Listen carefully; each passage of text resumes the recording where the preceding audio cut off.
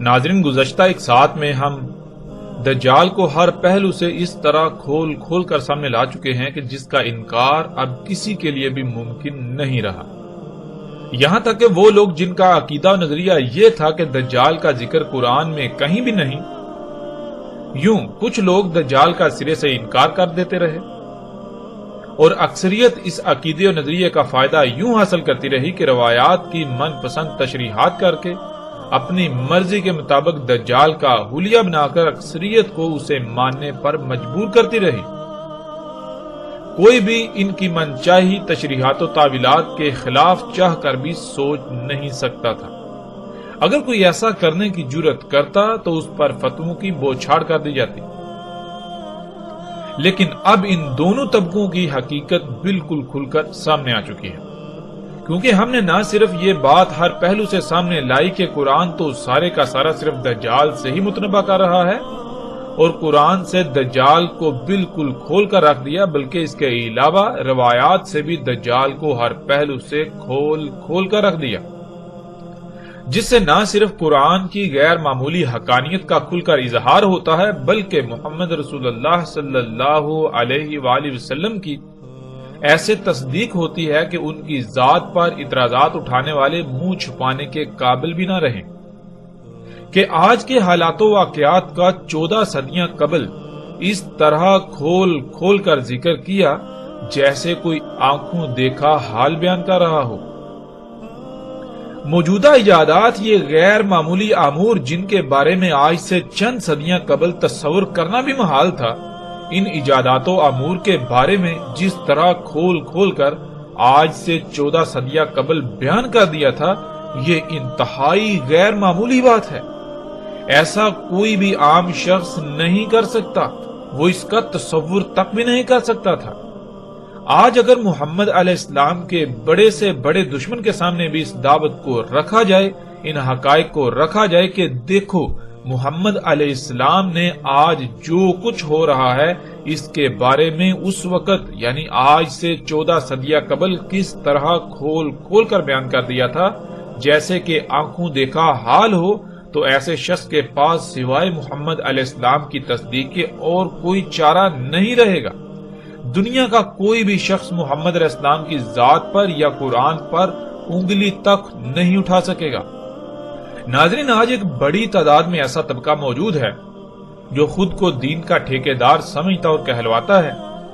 وہ لوگ قرآن اور محمد رسول اللہ صلی اللہ علیہ وآلہ وسلم کے الفاظ کی روشنی میں اتنا سب کچھ واضح ہو جانے کے باوجود بھی ماننے کو تیار ہی نہیں، صرف اس لیے کہ ان کی دکانداریاں بند نہ ہو جائیں، اور جن اونچی اونچی مسندوں پر بیٹھ کر انسانیت کو دونوں ہاتھوں سے لوٹ رہے ہیں، ان کا استحصال کر رہے ہیں، دین کی خدمت کے نام پر عیاشیوں میں مصروف ہیں، جو اپنے ہاتھ سے ایک لقمہ بھی کما کر کھانا پسند نہیں کرتے، صرف اس لیے لوگوں کو حق سے روک رہے ہیں کہ کہیں ان کی دکانداری بند نہ ہو جائے، اور الٹا لوگ اس بارے میں سوالات نہ کرنا شروع ہو جائیں ان سے، جن کے جوابات اس طبقے کے پاس نہیں ہیں۔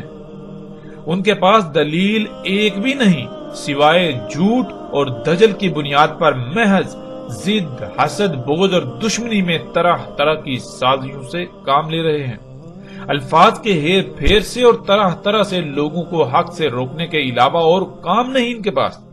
لیکن ہم اس طبقے کو یہ بتا دیتے ہیں کہ ہم حق کو بالکل کھول کھول کر رکھیں گے، خواہ کچھ بھی ہو جائے، ہمیں اس کی پرواہ نہیں ہے۔ ناظرین، دجال پر قرآن اور محمد رسول اللہ صلی اللہ علیہ وآلہ وسلم کے الفاظ کی روشنی میں کھل کر بات ہو چکی، مزید بھی بات کریں گے آئندہ ایک ساتھ میں، لیکن فی الحال ہم اس موضوع پر بات کریں گے کہ دجال مکہ و مدینہ میں داخل نہیں ہو سکے گا۔ جیسا کہ ہم پچھلی ایک ساتھ میں یہ بات کئی بار کر چکے ہیں کہ عربی دنیا کی واحد ایسی زبان ہے جس کا ترجمہ دنیا کی کسی بھی زبان میں ممکن نہیں ہے۔ ترجمہ کہتے ہیں کسی بھی زبان کا دوسری زبان میں متبادل لفظ۔ دنیا میں کوئی ایک بھی ایسی زبان نہیں ہے جو مکمل عربی کے متبادل کے طور پر اپنا وجود رکھتی ہو، اس لیے قرآن یا پہلے ادوار کی اصل خالص عربی کا ترجمہ کسی بھی صورت ممکن نہیں ہے۔ اگر ایسا کیا جائے گا تو اس سے سوائے گمراہی و جہالت کے کچھ ہاتھ نہیں آئے گا، اور دنیا و آخرت میں سوائے خسارے اور پچھتاوے کے کچھ حاصل نہیں ہوگا۔ ہاں البتہ عربی کے معنی ضرور بیان کیے جا سکتے ہیں، اور یہ بات یاد رکھیے کہ معنی ترجمے کو نہیں کہا جاتا، بلکہ معنی کسی لفظ کو بیان کرنے، مطلب یہ کہ اس کو کھولنے کے لیے استعمال کیے جانے والے الفاظ کے مجموعے کو کہا جاتا ہے۔ اور یہی وجہ ہے کہ اللہ سبحانہ و تعالیٰ نے قرآن کو عربی میں اتارا۔ عربی فطرت کی زبان ہے، نہ کہ محض الفاظ پر مشتمل ان چند سطور یا محاوروں کا نام ہے جس کی بنیاد پر انسان ایک دوسرے سے مخاطب ہوں، ان کو جانے پہچانے یا پھر زندگی گزارنے کے لیے ایک دوسرے سے بات کر سکیں۔ ایسا ہرگز نہیں ہے۔ عربی ایسی زبان نہیں ہے، بلکہ عربی فطرت کی زبان ہے۔ مثال کے طور پر قرآن میں اللہ سبحانہ تعالیٰ نے کہا یولج اللیل فی النہار ویولج النہار فی اللیل۔ اب اس کا ترجمہ خواہ بڑے سے بڑا عرب دان کیوں نہ ہو، وہ کیسا ہی کیوں نہ کر لے، اس کا ترجمہ اس وقت تک ٹھیک نہیں ہو سکتا جب تک کہ ایک شخص جسے بے شک عربی نہ آتی ہو وہ اپنی آنکھوں سے یہ نہ دیکھ لے کہ کس طرح سے زمین کا وہ حصہ جہاں پر لیل ہوتی ہے اس کو روشنی میں لے جایا جاتا ہے، پھر اس کو اندھیرے میں لے جایا جاتا ہے، اور یہ سلسلہ مسلسل چل رہا ہے۔ اب جو شخص بے شک اسے عربی نہ آتی ہو، وہ چائنیز بولتا ہو، جانتا ہو، عربی سے بالکل واقف نہ ہو، اگر وہ یہ منظر اپنی آنکھوں سے دیکھ لیتا ہے، یا اگر غور و فکر کر کے کائنات میں اللہ کی آیات میں غور و فکر کر کے یہ جان لیتا ہے کہ دن اور رات کس طرح ہو رہے ہیں، تو دنیا کا بڑے سے بڑا عرب دان بھی اس کے سامنے آ جائے، وہ یولج کو کچھ بھی معنی کرے، وہ معنی ناقابل قبول ہوں گے۔ اس کے برعکس وہی بات تسلیم کی جائے گی کہ جو ایک غیر عرب نے اپنی آنکھوں سے دیکھی، اپنے دل کی آنکھوں سے دیکھی، جس نے غور و فکر کیا اور اس کے اوپر حقیقت کھل گئی، اسے پتا چل گیا کہ یولجو کسے کہتے ہیں۔ بالکل اسی طرح ناظرین، جب تک آپ غور و فکر نہیں کریں گے اللہ کی آیات میں، کائنات میں غور و فکر نہیں کریں گے، تب تک آپ کے اوپر حقیقت واضح نہیں ہوگی۔ اگر آپ ترجمے کی بنیاد پر دین کو یا کسی بھی شے کو سمجھنے کی کوشش کریں گے تو تراجم آپ کو اصل نقطے یا حقیقت تک نہیں پہنچائیں گے، بلکہ حقیقت تک پہنچنے کے لیے لازم ہے کہ آپ غور و فکر کریں، اور اللہ سبحانہ تعالیٰ نے قرآن میں بار بار اسی کا حکم دیا کہ غور و فکر کرو، غور و فکر کرو، غور و فکر کرو۔ جو غور و فکر کرتے ہیں وہ اللہ کے قانون میں حیا ہیں، زندہ ہیں، اور جو غور و فکر نہیں کرتے وہ اللہ کے قانون میں اموات ہیں، مردہ ہیں، وہ قبروں میں ہیں۔ اللہ سبحانہ و تعالیٰ انہیں ایک مقام پر اندھے قرار دیتے ہیں، دوسرے مقام پر چوپائے قرار دیتے ہیں، چوپایوں سے بھی بدتر قرار دیتے ہیں، تیسرے مقام پر اللہ سبحانہ و تعالیٰ انہیں اموات قرار دیتے ہیں کہ وہ حیا ہے ہی نہیں، چوتھے مقام پر اللہ سبحانہ و تعالیٰ انہی لوگوں کو قبروں میں قرار دیتے ہیں۔ اب آپ کن میں اپنا شمار چاہتے ہیں، یہ فیصلہ، یہ اختیار آپ کے ہاتھ میں ہے۔ بہرحال یہ وہ وجہ تھی جس وجہ سے اللہ سبحانہ و تعالیٰ نے قرآن کو عربی میں نازل کیا۔ اس بات کو ذہن میں رکھتے ہوئے ہم آگے بڑھیں گے۔ یہ بات ہم نے اس لیے کی کیونکہ جس موضوع پر ہم بات کرنے جا رہے ہیں اس پر بات کرنے سے پہلے اس بات کا ذہن میں ہونا بہت ضروری ہے۔ اگر اس بات کو ہم ملحوظ خاطر نہیں رکھیں گے تو ہم حقیقت کو نہیں جان پائیں گے، پھر سوائے گمراہی کے، جہالت کے کچھ ہاتھ نہیں آئے گا۔ دجال کے بارے میں محمد رسول اللہ صلی اللہ علیہ وآلہ وسلم نے کہا تھا کہ وہ مکہ و مدینہ میں داخل نہیں ہو سکے گا۔ بعض روایات میں 4 مقامات کا ذکر ہے، جن میں مکہ، مدینہ، بیت المقدس اور مسجد طور کا ذکر ہے۔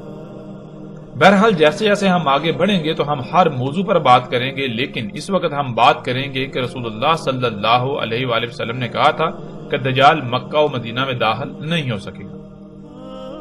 تو سب سے پہلے ہم بات کریں گے کہ دجال مدینہ میں داخل نہیں ہو سکے گا۔ بہت سارے لوگوں کا یہ سوال ہے کہ اگر دجال یہی ایجادات ہیں، یہ ٹیکنالوجی ہے، یہ مشینیں ہیں، یہ اشیاء ہیں، تو پھر یہ سب کچھ تو مکہ و مدینہ میں موجود ہے، یہ سب کچھ تو مدینہ میں موجود ہے۔ حالانکہ رسول اللہ صلی اللہ علیہ وآلہ وسلم نے یہ کہا تھا کہ دجال مدینہ میں داخل نہیں ہو سکے گا۔ اس لیے اگر یہ سب کچھ دجال ہے تو یہ مدینہ میں داخل کیسے ہو سکتا ہے؟ اگر وہاں یہ سب کچھ موجود ہے تو اس کا مطلب یہ ہے کہ یہ دجال نہیں ہو سکتا، یا پھر اگر یہی دجال ہے تو پھر یہ واضح کیا جائے کہ ایسا کیوں کر ہوا کہ دجال مدینہ میں داخل ہو گیا۔ ناظرین، محمد رسول اللہ صلی اللہ علیہ وآلہ وسلم کے ان الفاظ کو عربی پر عبور نہ ہونے یا عربی کی حقیقت سے ناواقفیت کی وجہ سے ایسے استعمال کیا جانے لگا کہ دنیا میں انسانوں کی اکثریت گمراہی کا سودا کر بیٹھی، یعنی کہ پوری دنیا میں لفظ مدینہ کو ایک بستی سے منسوب کر کے ایسے پھیلا دیا گیا کہ کسی کو حقیقت کا علم ہی نہیں کہ مدینہ کسے کہتے ہیں۔ مدینہ عربی کا لفظ ہے، مدینہ کسے کہتے ہیں کسی کو اس کا علم ہی نہیں۔ ناظرین، دنیا میں ایک کہاوت بولی جاتی ہے کہ جھوٹ اتنا بولو کہ تمہیں خود کو بھی شک ہونے لگے کہ کہیں جو تم بول رہے ہو وہ سچ ہی تو نہیں۔ اس محاورے کی حقیقت یہ ہے کہ جب آپ نے ایک غلط بات کو لوگوں کے اذہان میں راسخ کرنا ہو تو اس کے لیے دلائل کا ہونا ضروری نہیں ہے، بلکہ اس بات کا زیادہ سے زیادہ عام کیا جانا ضروری ہے۔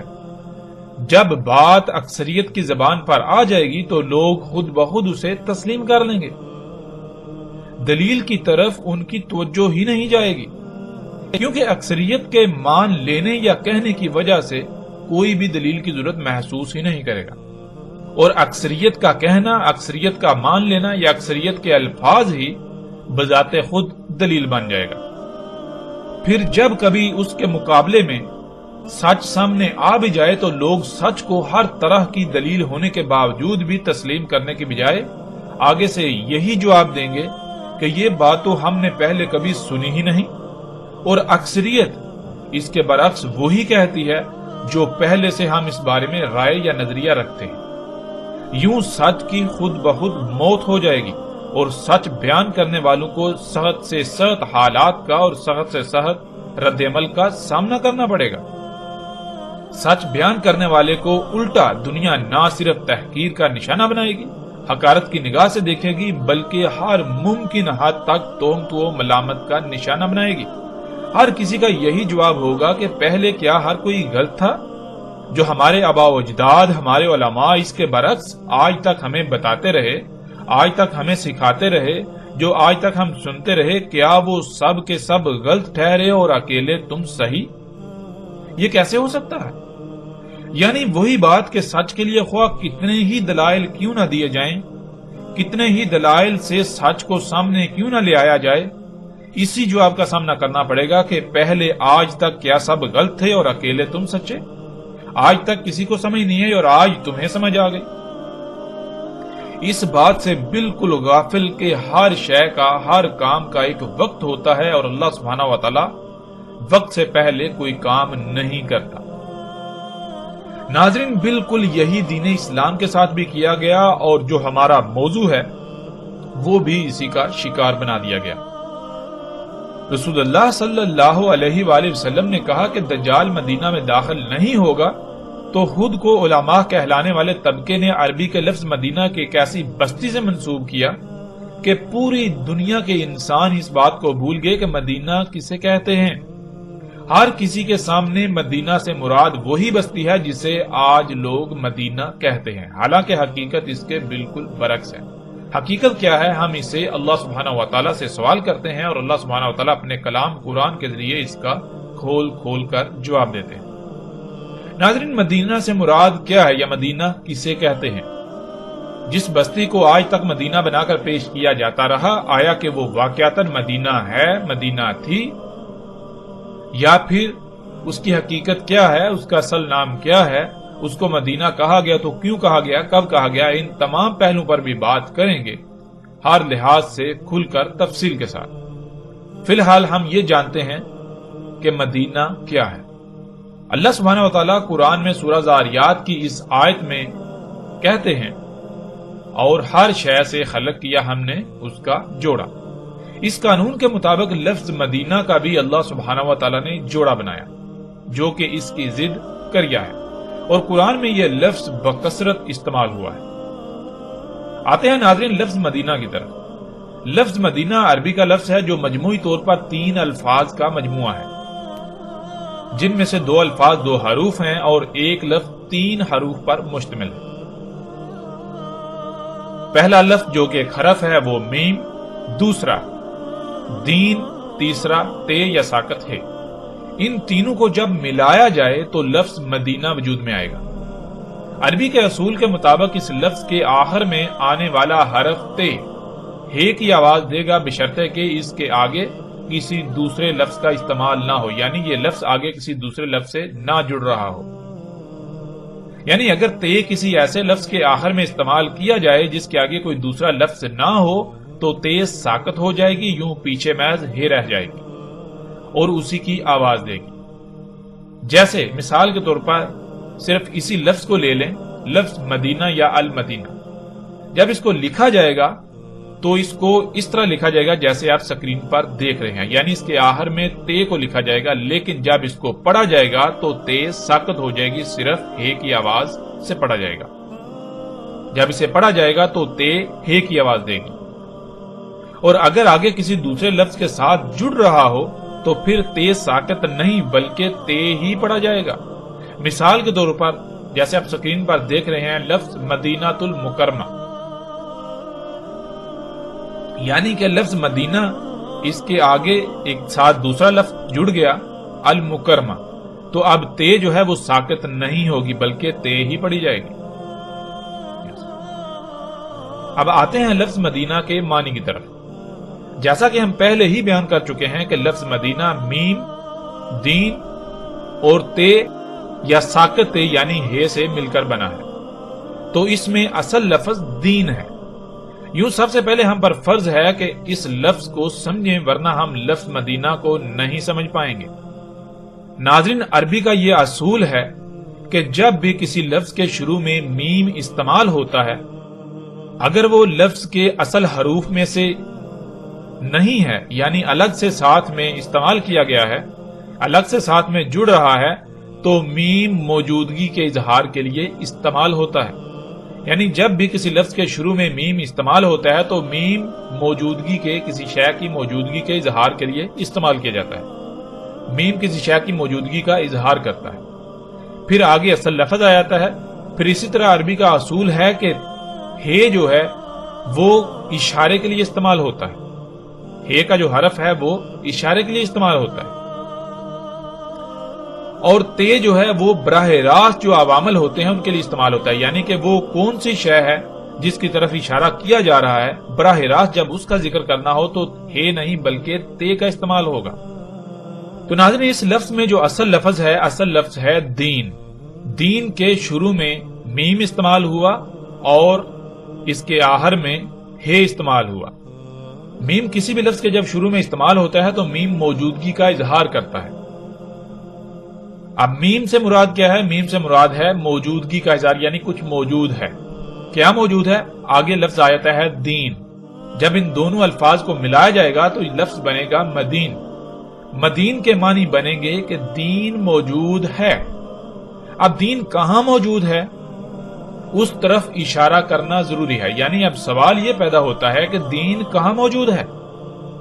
تو جہاں دین موجود ہے اس طرف اشارہ کرنے کے لیے آگے ہے کا استعمال کیا جاتا ہے، یعنی آگے ہے جب آئے گی تو یہ لفظ بن جائے گا مدینہ، یعنی کسی طرف اشارہ کیا جا رہا ہے اور کہا جا رہا ہے کہ یہاں دین موجود ہے۔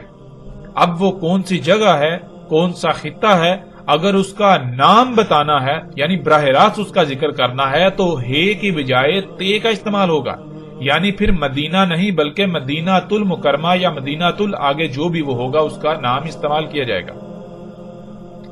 اگر نام موجود نہیں ہے تو پھر محض اشارے کے لیے تے نہیں بلکہ ہے استعمال کیا جائے گا۔ اب ناظرین، ہم پر سب سے پہلے یہ فرض ہے کہ ہم لفظ دین کو سمجھیں۔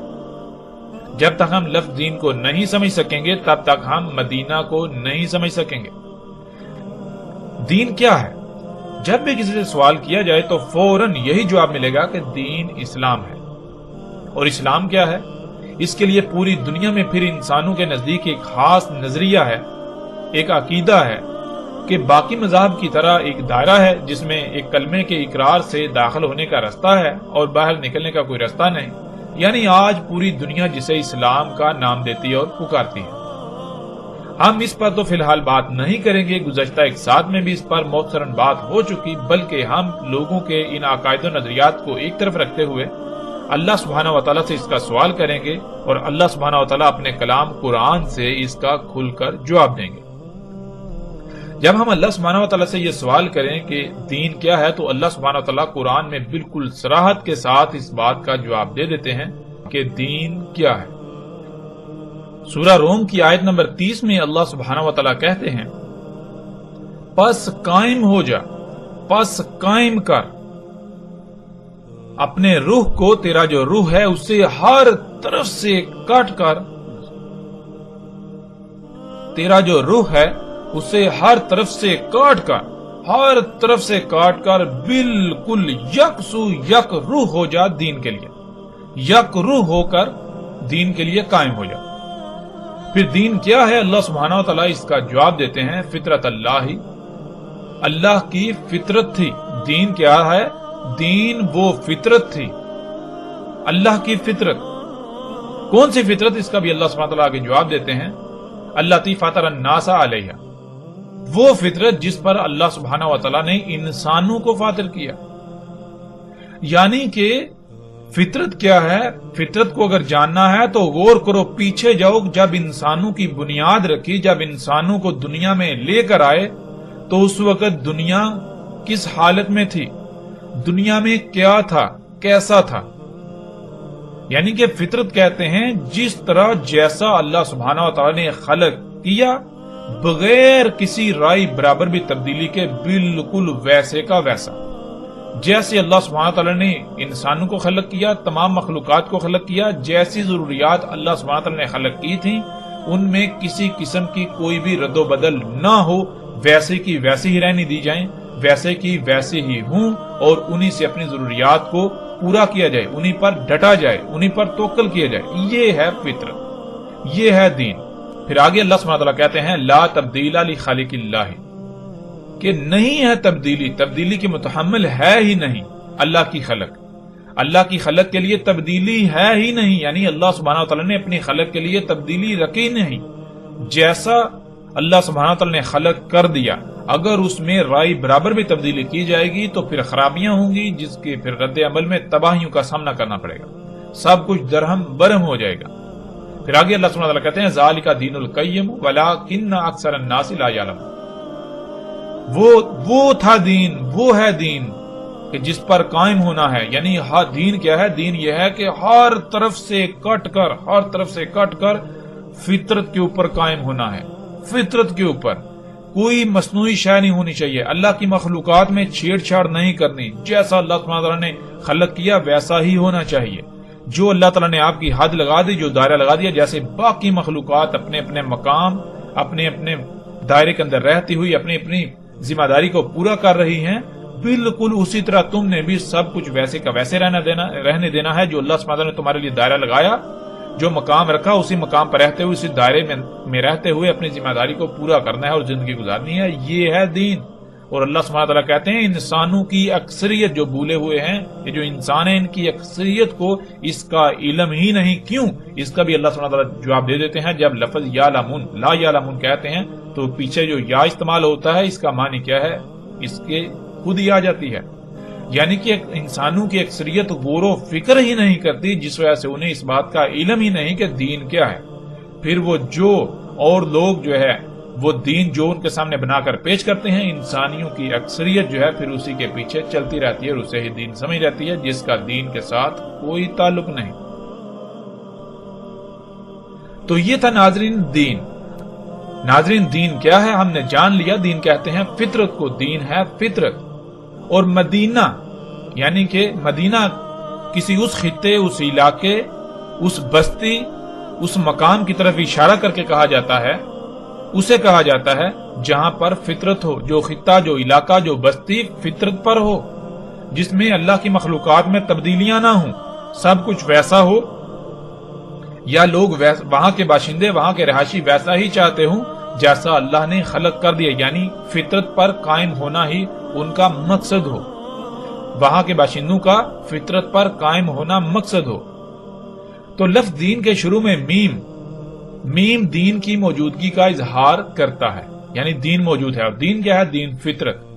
اب جب لفظ دین کے ساتھ میم لگایا جائے گا تو یہ بنے گا مدین۔ مدین کہتے ہیں دین موجود ہے، یعنی فطرت موجود ہے، یہاں فطرت موجود ہے، فطرت قائم ہے۔ اور ہے اس طرف اشارہ ہوتا ہے جہاں فطرت یعنی دین موجود ہے، تو اس طرح بنتا ہے لفظ مدینہ۔ مدینہ کے معنی ہے وہ مکان جہاں پر اللہ کا دین قائم ہو، یعنی جہاں پر فطرت ہو، وہ مقام جو فطرت پر ہے۔ اور اس کا جوڑا جو کہ اللہ سبحانہ وتعالی نے قرآن میں اس کی ضد کے طور پر استعمال کیا، کئی مقامات پر اس کا ذکر آیا ہے، وہ ہے قریہ۔ اور پورے قرآن میں اللہ سبحانہ وتعالی نے جہاں بھی ہلاک شدہ اقوام کا ذکر کیا یا ہلاکت کا ذکر کیا، عذاب کا ذکر کیا، تو عذاب قریہ پر ہی آنے کا ذکر کیا، یعنی عذاب قریہ پر آتا ہے، کہیں بھی مدینہ پر یہ نہیں ہے کہ مدینہ پر اللہ سبحانہ وتعالی عذاب لے کر آئے۔ بہرحال اس پر مزید تفصیل سے آگے چل کر بات ہوگی۔ ناظرین، قریہ کا مادہ ہے کرا، جس کے معنی ایک شے پر کسی دوسری شے کے ٹکرانے سے رد عمل کے طور پر بلند ہونے والی آواز کو کہتے ہیں۔ اسی سے لفظ قریہ بنا ہے، اسی سے اقرا بنا ہے، اسی سے قرت بنا ہے، اور اسی سے قرآن بنا ہے۔ جیسے لفظ اقرا انسان کے سامنے کتاب پڑی ہوتی ہے یا کچھ لکھا ہوا ہوتا ہے، یعنی کہ عمل کسی بھی صورت میں کتب ہوا موجود ہوتا ہے، جب انسان کی نظر یا اس کی توجہ اس پر ٹکراتی ہے تو رد عمل کی صورت میں جو شے سامنے آتی ہے، جو علم رد عمل کی صورت میں سامنے آتا ہے، اسے اقرا کہتے ہیں۔ مثال کے طور پر جیسے ایک کتاب جو آپ کے ہاتھوں سے لکھی ہوئی آپ کے سامنے پڑی ہوئی ہے، جب آپ کی توجہ آپ کی نظر اس پر ٹکرائے گی تو رد عمل میں آواز پیدا ہوگی، وہ آواز بھی قرا کہلائے گی۔ یوں قریہ مدینہ کی ضد ہے، اور قریہ کہتے ہیں کسی ایسے گاؤں، شہر، بستی، خطے یا علاقے کو جو اللہ کے کلام یعنی اللہ کے احکامات کے سامنے اپنی آواز بلند کرے، اپنی خواہشات کو ترجیح دے۔ یعنی اگر اللہ کسی کام کرنے کا حکم دے رہے ہیں تو وہ اس کے رد عمل میں نہ صرف اس کا انکار کر دیں بلکہ اللہ کے مقابلے پر اپنی آواز بلند کریں کہ نہیں، ہم تو وہی کریں گے جو ہماری چاہت ہے، جو ہماری خواہشات ہیں۔ یعنی لفظ قریہ جو ہے یہ مدینہ کی ضد ہے، اور اس کا آسان ترین معنی یہ ہے کہ وہ بستی، وہ خطہ، وہ علاقہ جو فطرت پر نہیں ہے، جہاں پر مصنوعی ہے، جہاں پر انسان کی ضروریات مصنوعی ہیں، غیر فطرتی ہیں، جہاں کے لوگ غیر فطرتی اشیاء پر انحصار کرتے ہیں، اسے قریہ کہتے ہیں۔ قریہ میں بھی ہے جو ہے یہ اس طرف اشارہ ہے جہاں کے رہنے والے اللہ کے مقابلے پر اپنی آواز بلند کرتے ہیں، یعنی کہ جہاں کے رہنے والے فطرت پر قائم نہیں ہے، یا وہ خطہ، وہ علاقہ، وہ بستی فطرت پر نہیں ہے، جہاں اللہ کا دین قائم نہ ہو، یعنی وہ علاقہ، وہ خطہ جہاں فطرت کی بجائے اس کی ضد ہو، فطرت کی ضد ہو۔ فطرت کی ضد کیا ہے؟ مصنوعی اشیاء، اللہ کی مخلوقات میں تبدیلی کی ہوئی اشیاء، جو اللہ کی خلق ہے وہ تبدیل شدہ، اللہ کی مخلوقات ہوں لیکن تبدیل شدہ، ان میں تبدیلیاں کی ہوئی۔ وہاں وہ جو مقام ہوگا، وہ جو بستی، وہ علاقہ، وہ خطہ، وہ جو شہر ہوں گے، وہ جو سوسائٹیاں، معاشرے ہوں گے، انہیں عربی میں قریہ کہا جاتا ہے۔ اور مدینہ وہ علاقہ، وہ خطہ، وہ بستی جہاں پر فطرت ہو۔ ناظرین، روایات میں دجال کے مدینہ میں نہ داخل ہونے سے مراد سعودی عرب کا شہر یعنی سعودی عرب کی بستی یثرب کو لیا جاتا ہے، کہ دجال سعودی عرب کے شہر جسے عربی میں بلد کہتے ہیں، جس کا اصل نام یثرب ہے، یثرب میں داخل نہیں ہو پائے گا کیونکہ وہ مدینہ ہے۔ یہ بالکل غلط تصور ہے، اس کا حقیقت سے دور دور تک کوئی تعلق نہیں۔ جسے آج مدینہ کہا اور سمجھا جاتا ہے اس کا نام یثرب ہے، یثرب تھا اور اس وقت تک یثرب رہے گا جب تک اس کا نام بدل نہیں دیا جاتا۔ اب سوال یہ پیدا ہوتا ہے کہ آیا وہ مدینہ ہے یا قریہ؟ تو اس کا جواب بھی بالکل واضح ہے۔ اگر تو وہاں اللہ کا دین قائم ہے، یعنی وہ بستی، وہ خطہ فطرت پر ہے، تو وہ مدینہ کہلائے گی، وہ خطہ، وہ بستی مدینہ کہلائے گی۔ اور اگر وہاں اللہ کا دین قائم نہیں ہے، یعنی وہ فطرت پر نہیں ہے بلکہ وہاں بھی فطرت کی ضد ہے، مصنوعی اشیاء ہے، سب کچھ مصنوعی ہے، تو وہ مدینہ نہیں بلکہ قریہ ہے۔ ناظرین، اب سوال یہ پیدا ہوتا ہے کہ یثرب کو مدینہ کب کہا گیا؟ رسول اللہ صلی اللہ علیہ وآلہ وسلم کی مکہ سے یثرب کی طرف ہجرت کے بعد یثرب کو مدینہ کہا گیا، اور یہ بات روایات میں بالکل صراحت کے ساتھ موجود ہے۔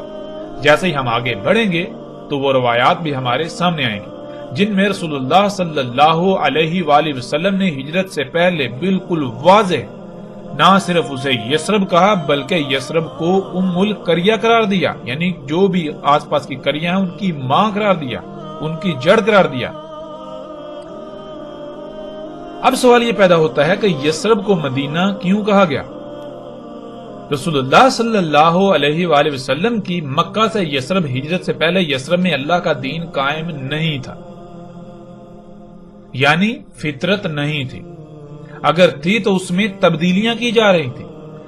مثلا جیسے ہم غور کریں تو صحیح مسلم میں ایک روایت ہے کہ جو 3 مختلف راویوں کی چین سے آئی ہے، اس میں یہ بات بالکل واضح ہے کہ جب رسول اللہ صلی اللہ علیہ وآلہ وسلم مکہ سے ہجرت کر کے یثرب جا رہے تھے تو یثرب کی حدود میں جب داخل ہو رہے تھے تو لوگوں کو دیکھا کہ وہ کھجور کو پیوند کر رہے ہیں، گابا کر رہے ہیں، یعنی اس وقت کے تقاضے کے مطابق جیسے آج بیجوں میں، فصلوں میں سائنسی طریقوں سے مداخلت کی جاتی ہے زیادہ پیداوار کے حصول کے لیے، جلدی اگانے کے لالچ میں، زیادہ اگانے کے لالچ میں، بالکل اس وقت کے تقاضے کے مطابق انسان جو چھیڑ چھاڑ جو تبدیلی کر سکتا تھا وہ تبدیلیاں کی جا رہی تھی، جسے گابا یا پیوند کہتے ہیں۔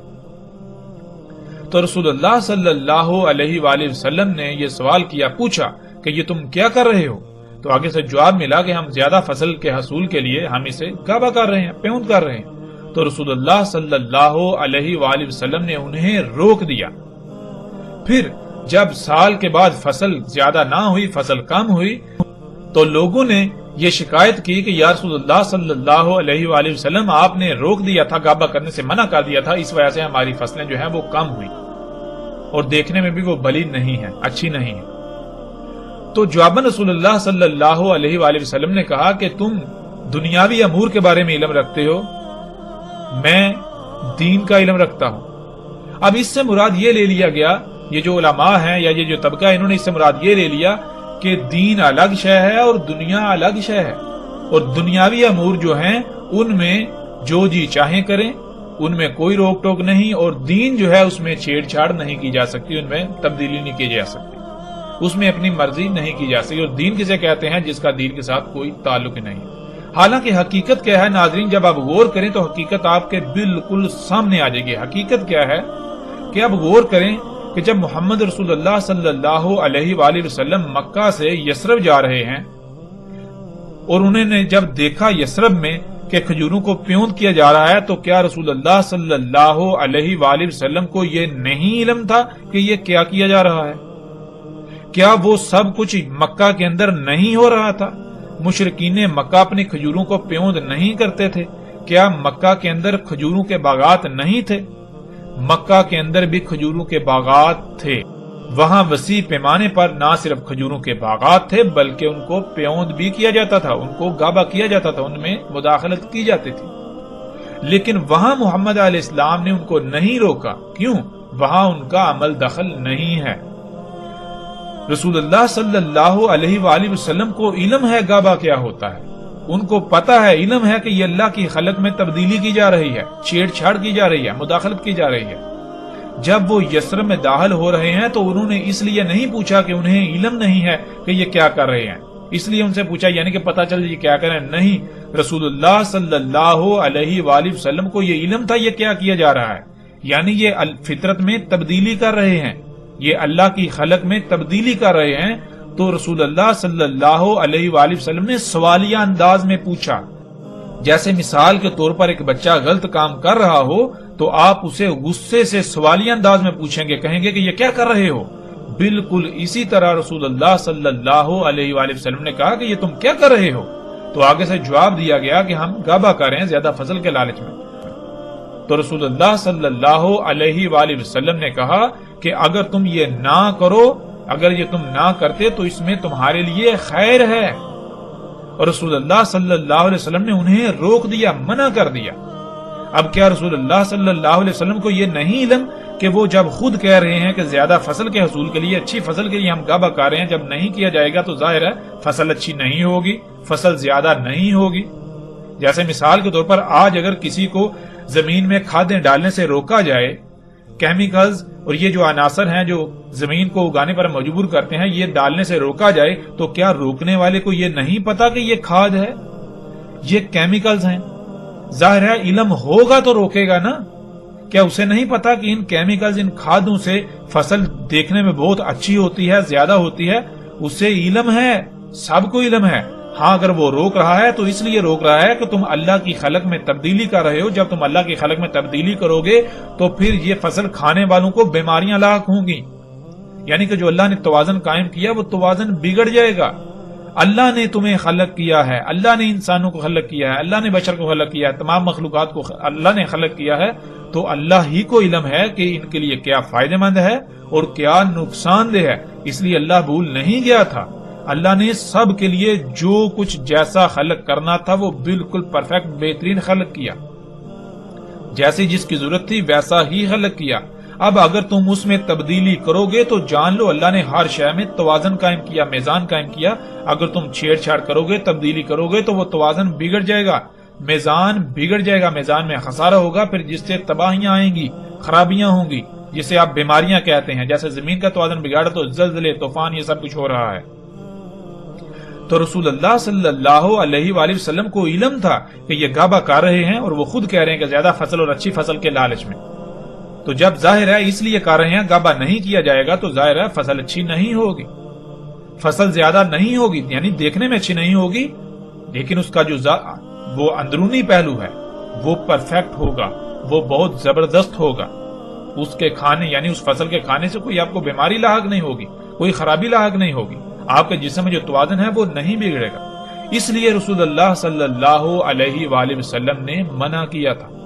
اور پھر ناظرین تاریخ گواہ ہے کہ اس کے بعد کوئی بندہ یہ ثابت نہیں کر سکتا کہ رسول اللہ صلی اللہ علیہ وآلہ وسلم کی موجودگی میں یا ان کے بعد کھجوروں کو گھابہ کیا گیا ہو، یعنی فصلوں کو پیوند کیا گیا ہو، ان میں مداخلت کی گئی ہو.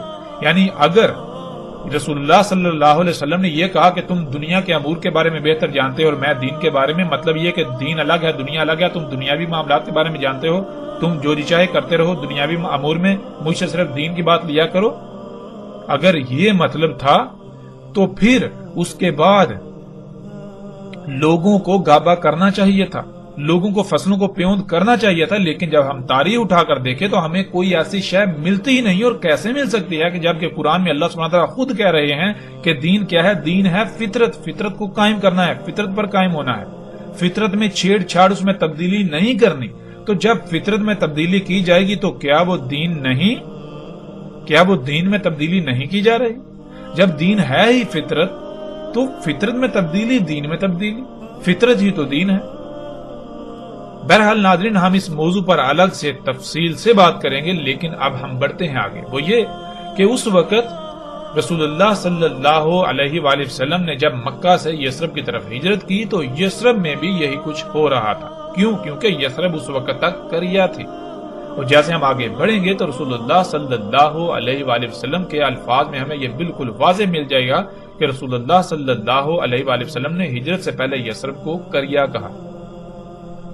یثرب قریہ تھی، یعنی وہاں فطرت نہیں تھی، فطرت میں اس وقت کے تقاضے کے مطابق چھیڑ چھاڑ، مداخلت کی جا رہی تھی.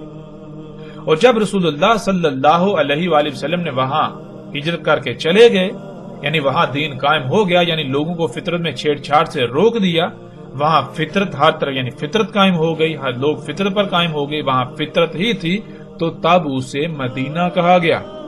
لیکن اس کا مطلب ہرگز یہ نہیں ہے کہ اس کا نام تبدیل کر دیا گیا، بلکہ اس کا نام جو تھا وہی ہے اور اس وقت تک رہے گا جب تک اس کا نام تبدیل نہیں کیا جاتا. یعنی کہ اس کا نام یثرب ہے، یثرب تھا، یثرب ہے، اور یثرب اس وقت تک رہے گا جب تک کہ یثرب تبدیل نہیں کیا دیا جاتا. ناظرین مدینہ یا قریہ یہ نام نہیں ہے بلکہ یہ اسما ہے. اسے ہم ایک مثال سے سمجھ لیتے ہیں. مثال کے طور پر آپ کا ایک بیٹا ہو، بھائی ہو، یا آپ کا کوئی عزیز رشتہ دار ہو جس کا نام عمران ہو. اب اگر تو وہ اللہ کی غلامی کرے گا تو وہ مومن یا مسلم کہلائے گا، یعنی جو احکامات اللہ دیتا ہے ان کو تسلیم کر کے ان کے آگے سرنڈر کرے گا، ان کے اوپر عمل کرے گا تو وہ مومن یا مسلم کہلائے گا. اور اگر وہ اللہ کے علاوہ کسی اور کی غلامی کرے گا تو وہ مومن نہیں، مسلم نہیں، بلکہ مشرک و کافر کہلائے گا، مشرک کہلائے گا. یعنی ایک انسان، ایک بشر جس کا نام عمران ہے، لوگ اسے عمران کے نام سے جانتے پہچانتے ہیں، اگر تو وہ اللہ کے دین پر قائم ہے تو وہ مومن یا مسلم کہلائے گا، اور اگر وہ اللہ کے دین پر قائم نہیں تو وہ مشرک و کافر کہلائے گا۔ ناظرین، اب لفظ مومن یا مسلم یا پھر مشرک و کافر یہ نام نہیں ہے۔ نام یعنی عربی میں نام کو کہتے ہیں کنیت، کنی یا لقب، بلکہ یہ اسماء ہیں۔ اسماء یعنی اسم سے، اسم کہتے ہیں صفات کو، صفت کردار کو، خصوصیات و صلاحیتوں کو۔ تو مومن و مشرک یہ اسماء ہیں، یعنی کہ یہ کردار ہے جس کے اندر یہ صلاحیتیں، یہ صفات پائی جائیں گی، اسے مومن کہا جائے گا، خواہ اس کو دنیا کسی بھی نام سے جانتی پہچانتی ہو، کسی بھی لفظ سے جانتے پہچانتی ہو۔ اب ناظرین، مثال کے طور پر ایک شخص ہے، وہ اللہ کی غلامی نہیں کرتا، وہ اللہ کے احکامات کا انکار کرتا ہے اور اللہ کے ساتھ شرک کرتا ہے، یعنی اپنی خواہشات کی اتباع کرتا ہے، اوروں کی غلامی کرتا ہے، تو بے شک دنیا، پوری کی پوری دنیا اسے مومن کے نام سے، مومن کے لفظ سے جانتی پہچانتی ہو، اسے پکارتی ہو، وہ اللہ کے قانون میں مومن نہیں ہو سکتا۔ مومن اس کا لقب ہے، اس کی کنیت ہے، مومن اس کا اسم نہیں ہے۔ جیسے اللہ ہے، اس ذات کا جو لقب ہے وہ اللہ ہے، اور باقی جو ہیں اس کے اسماء ہیں، جیسے الرزاق، خالق، خالق جو ہے اسم ہے، خالق خلق کرنے کی صلاحیت ہونا، خلق کرنے والا۔ اسی طرح آپ دیکھیں کہ قرآن میں آیا اللہ احسن الخالقین، تو دیکھیں قرآن میں خالقین یہ جمع کا صیغہ ہے، یعنی ایک سے زائد خالق، اللہ ان میں احسن ہے۔ اب کیا آپ دیکھتے ہیں، غور کریں، کیا دنیا میں کیا انسانوں کے نام خالق ہیں؟ یعنی اس کا نام بھی خالق ہے، اس کا نام بھی خالق ہے، اس کا نام بھی خالق ہے، اس کا نام بھی خالق ہے؟ نہیں، بلکہ نام تو مختلف ہیں۔ جیسے اللہ یعنی وہ ذات جو احسن الخالقین ہے، اسے ہم اللہ کہہ کر پکارتے ہیں، جانتے ہیں، پہچانتے ہیں۔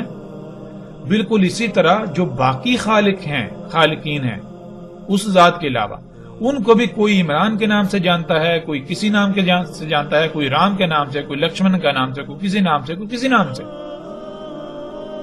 تو بالکل اسی طرح، یعنی کہ جیسے آپ کو بتایا کہ یہ جو مسلم اور مومن یا کافر مشرک یہ اسماء ہیں، اگر کسی کا نام بے شک مومن ہو لیکن وہ اللہ کی غلامی نہیں کر رہا، وہ اللہ کے ساتھ شرک کر رہا ہے، تو وہ مشرک ہے، اس کا اسم مشرک ہے، مومن اس کا لقب کہلائے گا۔ بالکل اسی طرح ایک بستی، ایک خطہ، ایک علاقہ، اگر وہاں فطرت قائم ہے تو وہ مدینہ ہے، اگر فطرت نہیں ہے، وہاں فطرت کی ضد ہے، تو وہ قریہ کہلائے گی، مدینہ کی ضد۔ دنیا میں صرف دو ہی طرح کے خطے ہیں، اور اللہ سبحانہ وتعالی نے قرآن میں بھی خطوں کی تقسیم صرف دو ہی طرح کی ہے، ایک مدینہ اور دوسرا قریہ۔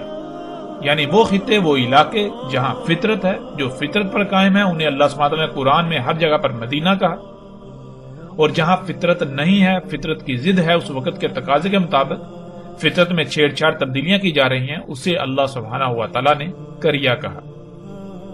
اور قرآن میں آپ جگہ جگہ پر ایسی آیات دیکھ سکتے ہیں۔ اب ناظرین، دنیا میں کوئی بھی بستی ہو، اگر اس کو مدینہ کے نام سے جانا پہچانا جاتا ہو، یعنی مدینہ اس کا لقب ہو، اس کا نام رکھ دیا جائے، تو ضروری نہیں ہے کہ وہ مدینہ ہی ہے، یعنی کہ اس کا اسم بھی مدینہ ہے۔ جیسے ایک شخص، اس کو دنیا مومن کے نام سے جانتی پہچانتی ہے، لیکن حقیقتاً وہ مشرک ہے، تو وہ مومن نہیں، مومن اس کا لقب ہے۔ بالکل اسی طرح جسے آج تک مدینہ کہا جاتا رہا اور مدینہ کہا جاتا ہے، وہ مدینہ نہیں ہے۔ مدینہ اس کا لقب تو ہو سکتا ہے، مدینہ اس کا اسم نہیں ہے، اور نہ اسم ہو سکتا ہے۔ یعنی دیکھیں کیا اس میں دین موجود ہے، یعنی کہ وہ خطہ، وہ بستی کیا فطرت پر ہے؟ اگر تو وہ فطرت پر ہے تو وہ مدینہ کہلائے گی، اس کا اسم مدینہ ہے۔ اگر وہ فطرت پر نہیں ہے، وہاں فطرت کی ضد ہے، اللہ کی مخلوقات میں، اللہ کے خلق میں تبدیلیاں کی جا رہی ہیں، تو وہ قریہ ہے، وہ مدینہ نہیں ہو سکتا۔ اب ناظرین، اس کے باوجود، ان حقائق کے کھل جانے کے باوجود بھی اگر کوئی بازد رہے کہ نہیں، مدینہ صرف اور صرف یثرب ہی ہے جو سعودی عرب میں واقع ہے، تو پھر لا تعداد سوالات پیدا ہوتے ہیں۔ مثلا قرآن میں مجموعی طور پر 14 مقامات پر لفظ مدینہ کا استعمال ہوا، اور ان 14 مقامات کو آپ سکرین پر دیکھ سکتے ہیں۔ ان میں سورہ الاعراف کی آیت نمبر 123، سورہ توبہ کی آیت 110، سورہ توبہ کی آیت 120، سورہ یوسف کی آیت نمبر 30، سورہ الحجر کی آیت نمبر 67، سورہ الکہف کی آیت 19، سورہ الکہف کی آیت 82، سورہ نمل کی آیت نمبر 48، سورہ القصص کی آیت 15، سورہ القصص کی آیت 18، سورہ القصص کی آیت 20، سورہ الاحزاب کی آیت 60 اور سورہ المنافقون کی آیت نمبر 8 شامل ہے۔ ان تمام آیات کو آپ دیکھیں تو ان میں اللہ سبحانہ و تعالی نے لفظ مدینہ کا استعمال کیا ہے۔ ویسے تو ہم ان 14 کے 14 مقامات پر بات کر سکتے ہیں، لیکن اس سے ایک تو موضوع وسیع ہو جائے گا اور دوسری بات یہ کہ سب مقامات پر بات کرنے کی ضرورت ہی نہیں ہے۔ اس لیے ہم صرف ان چند مقامات پر بات کریں گے جو نہ صرف ہمارے موضوع کا احاطہ کریں بلکہ حق بالکل کھل کر سامنے آ جائے۔